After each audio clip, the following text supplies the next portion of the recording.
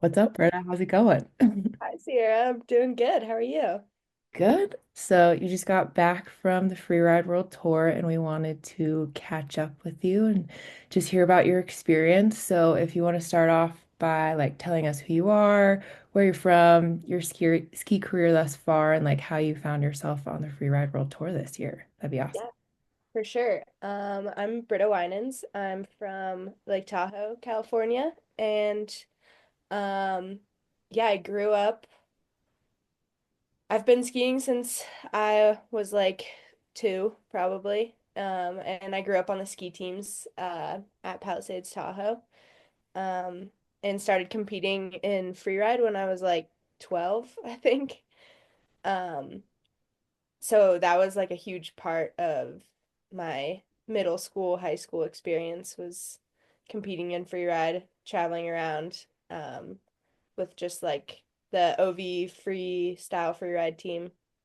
And yeah, once I went to college, I went to the University of Denver. I continued competing. uh yeah, I continued competing in college. I was like struggling with a few injuries. I had two knee surgeries from the time I was 18, and then another one when I was 21. So that got in the way of competing a little bit. But yeah, I was on the DU Freeride team and just did some of the collegiate comps, and then my senior year things just kind of lined up, and I kind of just started competing for myself and just like really enjoying skiing again after a big knee injury, and things just like lined up and I made the tour my senior year of college, which Wow, was that's pretty awesome. pretty nice timing. Yeah, that is really good timing. So you had your knee injury like your junior year, and then it was like comeback season. We're gonna just make it on the Freeride World Tour.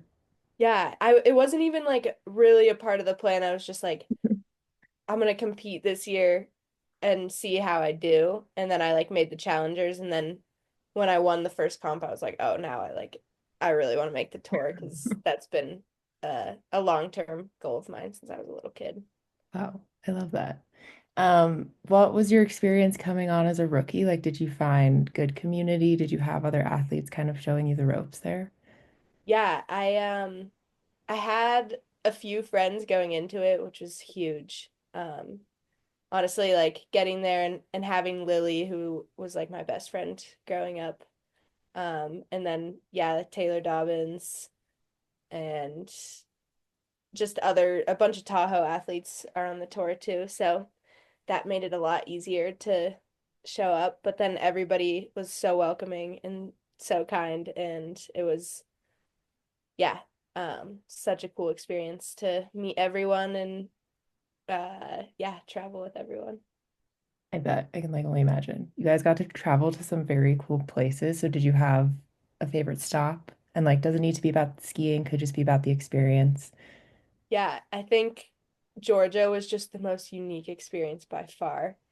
And it was just like it was I'd never experienced anything like it before. Um, it was just such a massive travel day to get in. It was like 27 hours to get in, and then we had like a 10-hour car ride from Tbilisi, and there's like cows on the road, and it's like one-way streets, and the taxi drivers are going so fast on these like unplowed roads, and we were just like, what, where the hell are we?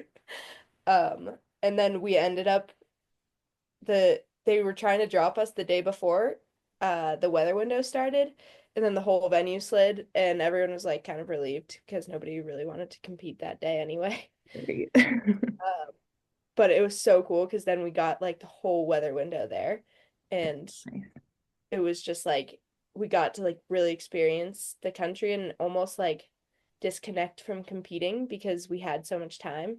And so like everybody just got really close, and um yeah, it was so cool. We were just like, I don't know, kind of like disconnected from the rest of the world too. We were in like our little Georgian bubble. It was so sick. Wow, that I mean it looked just from social media, it looked really sweet and that you guys got to like really soak it up, which I think like yeah, for Georgia being kind of like the most unique place and the farthest to travel to, it's probably kind of nice to be able to just like actually spend time and go skiing instead of Yeah. the quick turnaround going competing and then leaving again. Yeah, 100%. And it like with the time difference and stuff, like it gave us some time to like settle in and Oh, yeah, I bet. yeah. Sweet. Okay. So we're moving on to like when you're actually competing. What's going through your head in the start gate? Like people are counting you in, you're about to drop in. Is there anything going in your head, like going on in your head? Because I feel like when I used to compete, I would just honestly like black out during my comp runs. But yeah, like what's going on in the start gate? What's going on like throughout your run? Yeah. I think like on tour this year was it's so hectic at the top because there's just like there's a lot of people, there's a lot of like cameras, and that was like something I'd never really experienced before and had to like learn to block out. So you're like hearing like the drone all the time, like this Oh little yeah. fly in your You know, the ear. drone gets so close to you. Yeah, it gets so close to you. And yeah, like there's people like putting a GoPro on your head, like moving your head all around, and you're like, oh my God, I need to like block that noise as I would like ground myself with the mountain I was on, and then I would try and find like a peak somewhere in the distance and like kind of align myself with that. And I don't know, just like tap into my connection with the mountains. And I don't know, because like that's really at the end of the day like why I'm out there. And like none all the outside noise doesn't really matter when you're like about to like drop in and ski a line. So Right. um yeah, I'd kind of I used to listen to like really hype music, and now I just kind of like listen to chill music, and then I turn the music off and just like try and yeah, ground myself with the mountain that I'm on. Wow. That is really wholesome. I love that. I guess like what was the like how was that transition like going from the Freeride World qualifiers and then like leveling up to the tour? Obviously like there's more cameras and just a little bit more chaos, but like how did you work through that transition? Yeah, it was definitely like it's more pressure for sure. And yeah, it feels like the stakes are higher just because you're skiing like bigger venues and it's new territory. But I kind of just tried to like, even though there are those differences, it's really the same thing, you know? It's like it's just skiing, and you're going to ski a line that you've inspected and like feel hopefully prepared to ski. So I would just kind of try and like remind myself that it's really no different than yeah, skiing in the qualifiers or just like skiing a day without a competition. True. Okay. Final thing about the tour is your favorite smell, taste, and sound from your travels. Oh, okay. This is good. When we got to Chamonix, um, and I just dislocated my shoulder, and I was like pretty unsure of what my the rest of my season was gonna look like. I'm like walking around with a sling, and everybody had gone skiing the next day when we were in Chamonix, and I like found this cafe, and it like had these fresh pastries and like the best coffee I've ever had, and I was like, okay, things are gonna be okay. Oh, I can just sit in this cafe and like figure my shit out a little bit. totally. And I don't That know, the smell of coffee is always really comforting. So that's my for favorite sure. smell. And then what was it? Taste and Taste and sound. okay. Taste. We did this like homemade or we did this like cooking class in Georgia. We like drove to the middle of nowhere, and we were like outside, and this Georgian woman was showing us how to cook like the traditional foods, but like she didn't speak any English, so we were all just like, yeah, definitely. But she would like make it in this like outdoor oven, and then we would all like taste it, and it was really good. So that's my taste. And then sound. Sound, I would say, uh, like the sound of when you're like turning in fresh pow and there's like no, I don't know, this whole season I've been so used to like the sound of ice whenever I was turning on skis. And like we finally got to Val Thorens and like I was listening to people drop into the venue and I was like, oh, it's like not icy that. And it was just like, yeah, such a glorious sound. Yeah, People that's scream out. probably a little calming in a stressful situation. That is nice. Um, okay, so switching gears just about who you are. So where do you draw inspiration? It can be like on the ski hill, from a person, from a thing, from a place. What brings you the most inspiration? I think like in my skiing. It doesn't have to be in skiing, it could just be in general. I know that you do art as well, so and writing, so Yeah, I mean, uh, I draw inspiration from everywhere. That's a loaded question because like I think recently, uh, just like being this like unique winter, like traveling and like seeing all of these different mountains, I feel like that has been huge. Like just to kind of see, I don't know, it makes you feel really small when you like see these massive mountains and how all of them are like drastically different, but they all like at the end of the day are the same. I don't know. I think that was really cool to like observe.